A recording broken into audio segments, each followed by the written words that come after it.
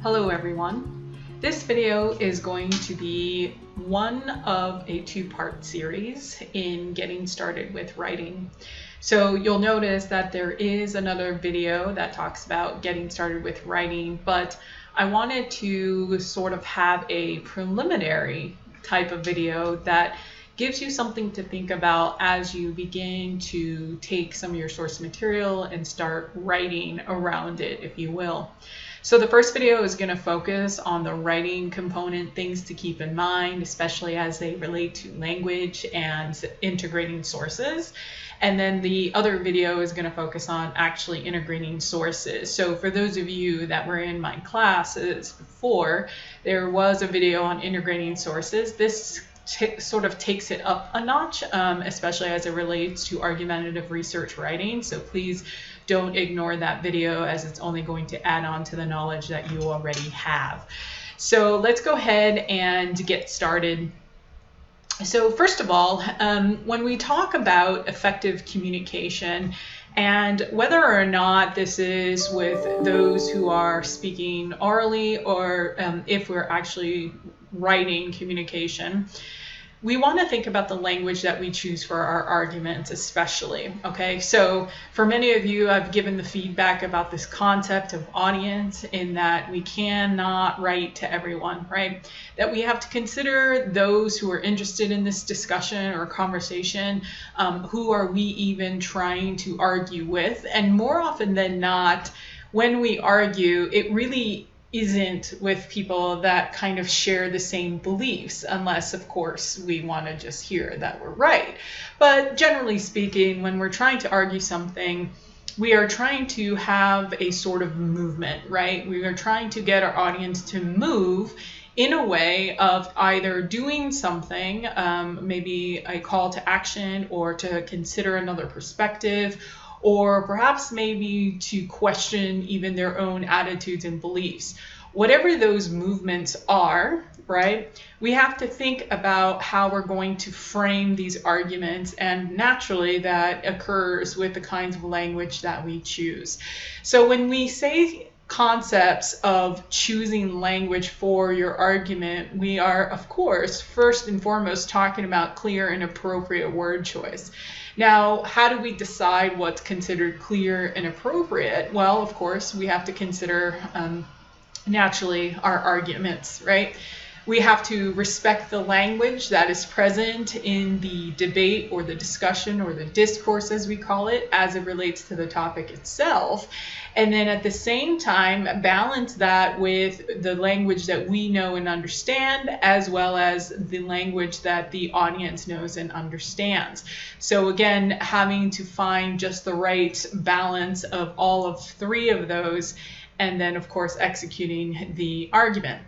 Now, naturally, with most topics, there are going to be specific terms, which is why I had you identify what the language was, or key terms or concepts that stuck out to you as you constructed your background research charts. So if your topic requires technical terminology, then you're going to have to use it, okay? So that would include you understanding what that means, and of course, naturally integrating it into your writing and showing that you know what it means and using it effectively, okay? At the same time, however, we know that our audience might not necessarily understand what these technical terms might be, right? So that's where you as a writer has to make a decision. Do I need to explain this and define it in the writing, or am I talking to an audience that is assumed to understand what these terms are? So answering those questions, of course, lets you know how much you need to do in the writing, especially as it relates to technical terminology. Now, as many of you know, by doing this, you are demonstrating your ethos, right? Or at least strengthening it anyway, that you're showing that you are knowledgeable in the field. And so when I said at the very beginning, when choosing your topics, you would ideally become the expert, if you will, in the field, and very specifically the small conversation that you're having. While you might not be able to blow up that into other aspects of the conversation, it doesn't matter. At least you can know that you can very well and articulately make the argument and have these discussions with people who are also familiar. Okay. Now, word choice and language also revolves around logos and pathos. So logos being the logical component, and of course pathos being the emotional appeal. Now, for those who have taken, I'm assuming everyone has taken English 100 101, you've addressed those terms.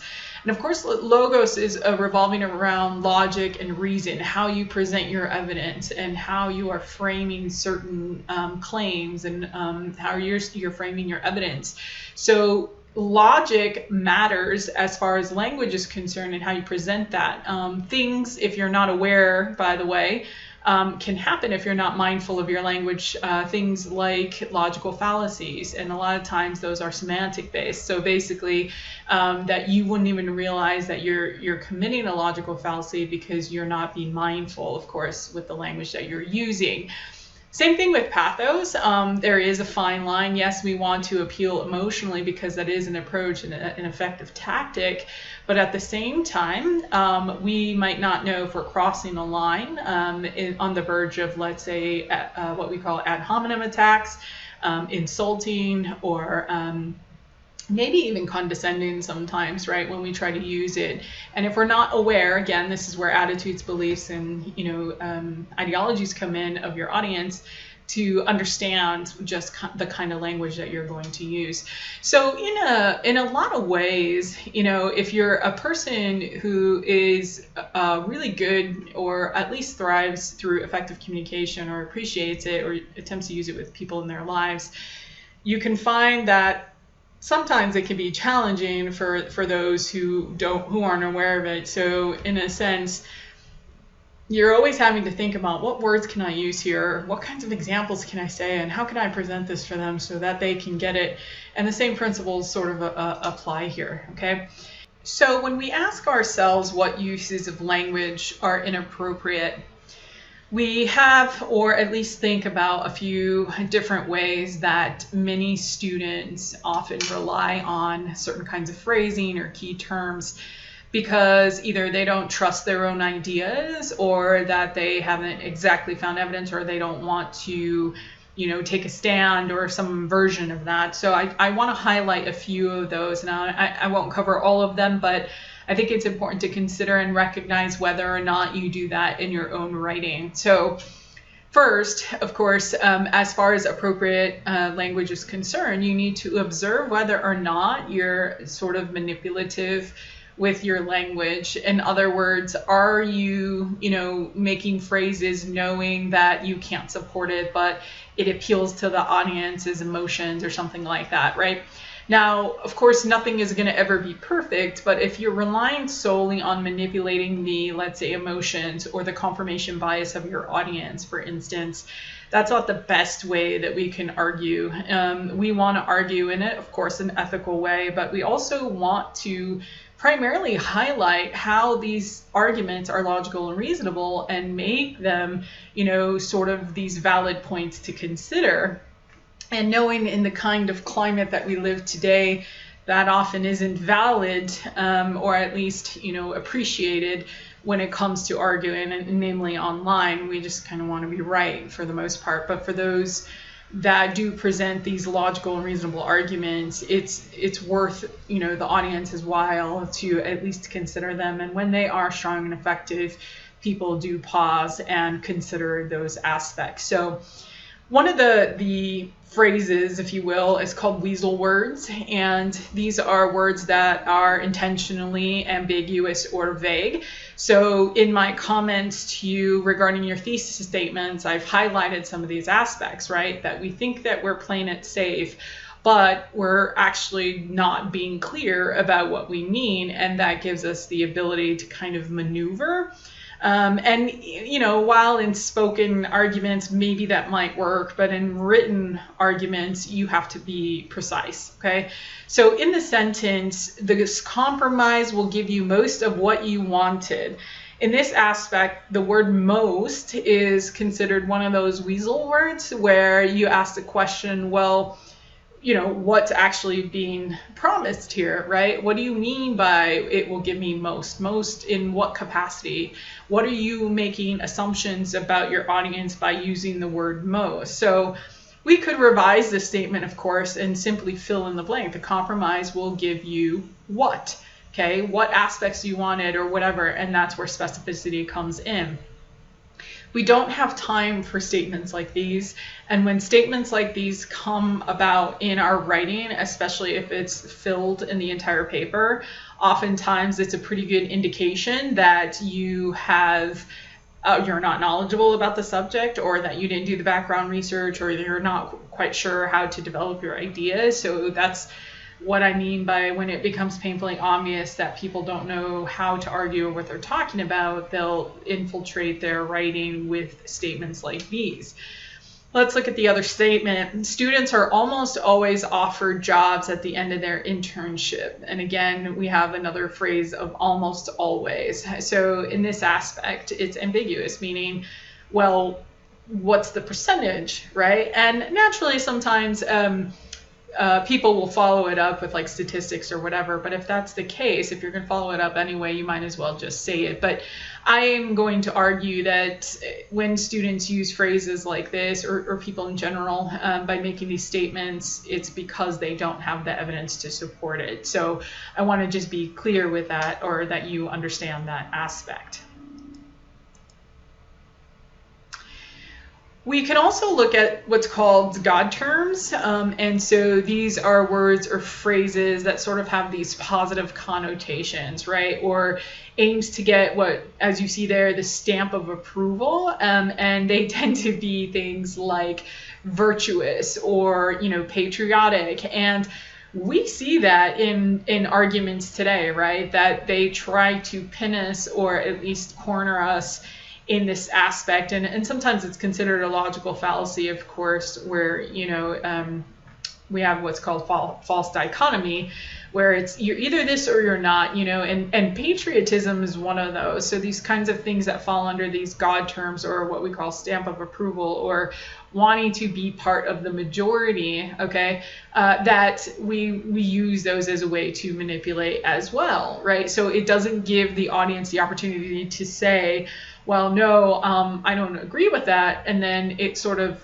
checkmates you to say, well, then you're not patriotic. Well, that's not the case. Just because someone doesn't agree doesn't mean that they're not. And again, more on that with the logical fallacies. But let's go ahead and look at this sentence here. So we have cutting access to food stamps would encourage personal responsibility. Okay, so the God term here is the concept of personal responsibility.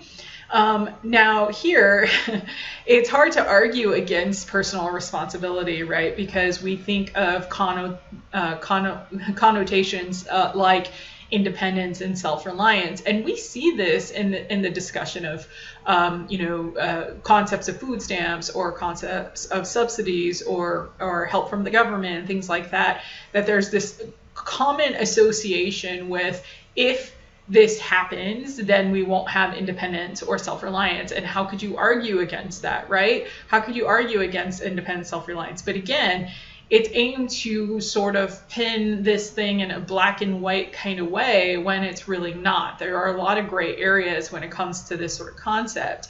And by labeling terms in these, sort of approval God type terms, then it becomes problematic when we're writing, because you're avoiding, as a writer, actually showing why, the issues with cutting access to food, for instance, again, using evidence, using data, things of that nature. So in that particular case, if we provide evidence, naturally, it leads to the intended result of what you're trying to do. But if you avoid using those statements and simply state what the evidence show, and then, of course, interpreting it as you see it, but to rely on these sort of terms and phrase types can be problematic, especially, as I said, if they're present in your entire paper.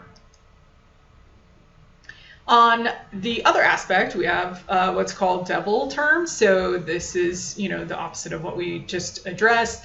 Notions of someone being unpatriotic, or the notion of like dependency, as we talk about with the God terms, when we think of psychological, sociological issues, for instance, and when we talk about the human condition, right, we have been trained to see things as positive and negative. So when we talk about connotations and word choice, you need to think about that. It's not enough just to put whatever word on the page.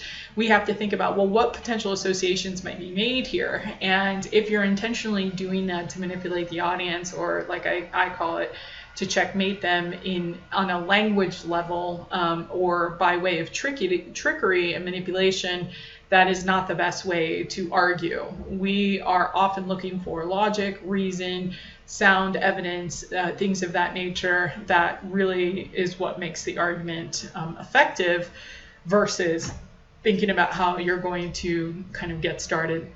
Now, I want to remind you that starting here about notions of appropriate language and so forth is something that I encourage, because often when we write these papers, we're in the brainstorming process, right? We are trying to get our ideas down, and then we do. And then it took us so long to do it that we refuse to revise. And so often when we are in the revision stages, especially under time constraints, we typically look at, like, let's say the evidence and just make sure everything sounds right or whatever, but we're not really looking at some of these things here. And that became evident naturally with the thesis statements. Even that one sentence, there were quite a few students who had a lot of these terms even in their thesis statement. And for such terms to exist in something as powerful as a thesis statement is already getting started on the wrong foot, so to speak. So we want to be mindful of these, okay? The other component is name calling, and I'm pretty sure that we've all seen this on a logical level. It's called ad hominem attacks, if you're familiar. But name calling is something we revert to, and you want to avoid it as much as possible. And sometimes they're subtle, they're not like overt name calling, saying things like, oh, people are idiots or whatever. It's name calling like we see in the media, right? And we are more likely to be inclined to use these terms because they surround us, right? There are very real existence that every time we turn on the TV or the news outlets or whatever, they are using these terms. It's done intentionally on their part, and which is why we know that the media consistently gets criticized. Well, here, if you think of terms like radical and fascist, right? We're not really considering like the term and the definition or the denotation, if you will. We're often pulling the connotation aspect of it. And so, it's a very real situation. When people are talking about Black Lives Matter, for instance, we get things like radicals, when they should be labeled as, protesters, or at least those who are protesting are protesters. But the change of the term implies something else, right? Or using them. And sometimes we litter our writing with that without realizing it, because it's so ingrained in our everyday society. So you want to be mindful of this, again, especially when it comes to certain topics. Now, you may not face this the entire time, but it could be something as subtle as, let's say, in the field of education, just saying a good teacher. Well, in a way, or a bad teacher, that's name calling, because we don't really know what that means, right? We're banking on the idea that someone's just gonna, think bad teacher, when really they just might lack in one area. But if I call them bad teachers, then we have this whole array of ideas of what they might be, okay? So, vague and abstract concepts like those can be problematic for your argument, and of course a notch on your ethos credibility. Another aspect of language to consider is generalities, and generalities come in all forms naturally, and as I indicated before, sometimes we rely on them as a crutch just to get the conversation moving. You do want to avoid that, of course, in argumentative writing, because it is, you know, kind of perceived as a negative aspect on your ethos. Again, coming off as you're not knowing how to argue, as I said before. So an example of a generality, if we look at this statement, is saying something like, we must do what is best for our children. Now, that is not typically an arguable statement. I mean, it is, but it isn't. And we know that it's so general that it's really not contributing to the argument at all. And in fact, it's not favoring any aspect of the argument, because the reality is that if it's a debate about high stakes testing or assessments or something like that, saying we must do what is best for our children doesn't really contribute to that conversation. We're looking at the word best, again, is one of those components of just saying, you know, almost like the God form in there, and saying, okay, well, what does that mean as it relates to high stakes testing? Well, you're just kind of throwing it in there just to throw it in there to try to show your audience, look, I'm trying to do what's best for children. Yeah, well, everyone is. But it doesn't really address the argument head on and touch upon the topic, like in this example, assessment or high stakes testing. Now, I understand that statements like these tend to find their way into the intro paragraphs, and I encourage you, even in the intro, to not do that. Again, you want to meet the argument head on and not be afraid to start there. And we'll talk more about intro paragraph development in another video, but for right now, you want to observe whether or not some of those statements are finding their way into your writing. Next, we have euphemisms. So euphemisms, of course, and I think many of us are familiar with them. And more often than not, they are used as almost like doublespeak in a way. It's a way to kind of be offensive, but appearing as if you're not, right? So kind of sugarcoating unpleasant or offensive terms. So in an example, of course, the phrase collateral damage is, you know, civilian deaths and injuries when we're talking about like war and things like that. It's a popular term that's used, but the reality is we can refer to and simply say the injuries or civilian deaths or whatever. To say other phrases is kind of minimizing it, right? And ultimately, it's what you want to avoid with euphemisms, is not validating very real issues, or, like I said before, minimizing aspects, feelings, emotions, things of that nature, especially if you're trying to use euphemisms as a way to appeal to pathos. So again, look for some of those elements, and naturally it's going to depend, of course, on your topic. So dysphemisms are pretty much, you know, kind of directed against the like opponent or the people being attacked by the writer, or you in this instance. Okay, so we see this a lot.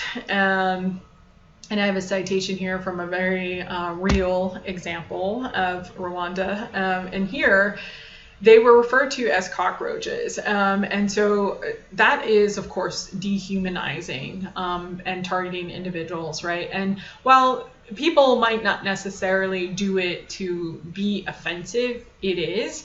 And, you know, again, we've seen these in the conversations about Black Lives Matter and, you know, the All Lives Matter and issues with police brutality. Like, we see name calling happening, and they are being applied to humans. And of course, the end game of that is to dehumanize them, because it makes it easier to attack people who do not appear as humanistic.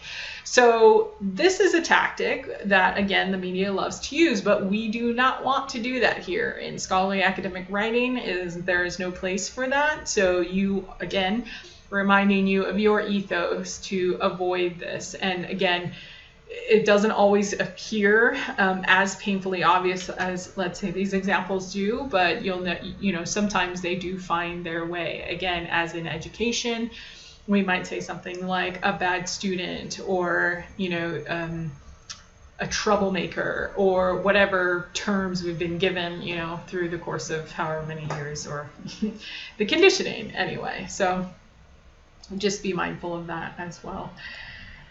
As far as loaded language is concerned, this is also considered a logical fallacy as well, that we want to avoid a loaded language because what it does is almost manipulates the perspective of the audience before they even get to the point of reason and evidence, or as a means for them to not have to rely on the evidence, because a person who's arguing might not have strong evidence or claims for that matter, and to avoid being criticized for that, they will rely on loaded language. So pro-life and pro-choice are really great examples of loaded language, and for me, I was never a fan of using these terms, because to say pro anything or pro whatever is, again, making something dichotomous, first of all, like very black and white, when there are many facets and variables and aspects involved. What does life mean? What does choice mean? And we try to present them as they are only one way, but life, of course, means not just living as in breathing. Life means quality of life. Life means having access to things. Life means, many aspects to consider. So if you are using a particular topic that kind of relies on this loaded language as part of the rhetoric, it would behoove you to move away from that, or at least dissect it as a way to either you can concede an argument, or as a way to present your argument much more strongly if you wanted to. But to just rely on those because they're easier is really exacerbating the situation of promoting sort of this type of emotional / loaded type language. Okay, so again, it's very manipulative, and it's gone on for so long that sometimes we don't even recognize that. So we want to make sure that they're evaluating the information, the reason, the logic, versus just using misleading language for that matter. Next, I talked about bias, which is why I had you make some connections and tensions log, right? And bias, finds its way, and it's not uncommon to find aspects of bias in our writing, because we are human naturally, and our own perspectives are going to come in. And this is why I said it's important for you to recognize where your biases are as it relates to the argument. And that happens not just with language, but with the kinds of evidence that you choose, and we'll get more into that later. But for right now, as far as language is concerned, if we think about an example, for instance, an argument may make us, use emotionally charged or loaded language by calling abortion murder. And whether or not where you stand on it, you're wanting to be as objective as possible, right? Because it invites people into the conversation rather than polarizing them. And the moment you start polarizing a topic, you're going to lose your audience anyway. So you'll want to be mindful of those components. You're in control of language. You're in control, more importantly, of the language you use in your writing. So this is your opportunity to present it in the most effective way possible. As far as bias is concerned, sometimes we frame them. Okay, so framing effects is often effective as a tool to kind of persuade, but we don't just want to rely on that in order to make arguments, right? So for this example, what we mean by that is that we don't know, or I should say the audience doesn't know that that's happening, and there's the aspect of being easily influenced by this information. So imagine an experiment in which subjects are asked what they would decide if they had to undergo a medical procedure, right? And and in the disclosure form, they'll be given information that will be identical factually, but the information will be worded differently, right? So the wording in the form will be something like, 90% of patients who undergo this procedure are alive at the 5-year mark, and 10% of patients who undergo this procedure are deceased at the 5-year mark, okay? So we presented this information in two ways. We framed our sentences in two ways. And This is very popular when it comes to data reporting, and you'll want to be especially mindful of this when it comes to how you present your evidence or how you frame the language in your evidence, because we can present data and we can say one of or we could say like 5 of 10 people, or we can say half of people. How people psychologically process these frames is going to dictate whether or not they make a decision about something. So, of course, naturally, 90% of patients who undergo this procedure are alive at the 5-year mark sounds more appealing, right? Versus 10% of patients are deceased. The fact that we framed it that way makes people really focus in on the wording and the emotional reaction of that rather than the objective aspect, which is the number. And so when you are presenting these, be observant about how you're presenting the information, okay? So as far as pathos is concerned, and finally I'll end with this one, but pathos appeals, just kind of be very careful in how you appeal. And of course, we have some common types of emotionally manipulative appeal. So there are 4 major ones. The first, of course, is establish a feeling of shame in the audience. Shame is powerful. If you're familiar with Brené Brown and other well-known mental health or psychological scholars, they talk about the power in shame, and you don't want to shame your way through this argument. Okay, if the audience is going to feel shame by your evidence, then you cannot control that, but you certainly can control again the language that you use. Also establishing a feeling of optimism, because you're saying, oh, okay, well, it's okay, it's a problem that can be solved. And again, I say this, these things may appear in your writing, and what I really want to stress is the fact that you're really relying on all of these to make your arguments rather than trying to be objective, logical, reasonable, and so forth. You also have to offer a solution. You can probably manipulate or persuade by saying, well, if you subscribe to this, then, your problem will be solved. And, people, I would argue that's a powerful one too, because people want solutions to their problems. I've always been of the mind that there's no money to be made when people don't have problems, but when people do have problems, there can be money to be made, as you can see with products that offer often solutions to their problems. Offer rationale for accepting the solution. It's here's a reason, or this would be best if you considered the solution. You have the right to solve the problem. You can do it. Kind of leaving it in the hands of your audience. But as I said, there may be instances where this may appear, but to rely on any one of these entirely and completely throughout your argument is, especially if it surrounds, attempts at logic and reason, then you want to be careful of that, okay? So as I said before, this is merely just some things to consider as you begin your drafting. And this has nothing to do with organization. This has nothing to do with how you're going to present your evidence or integrate your sources or any of that nature.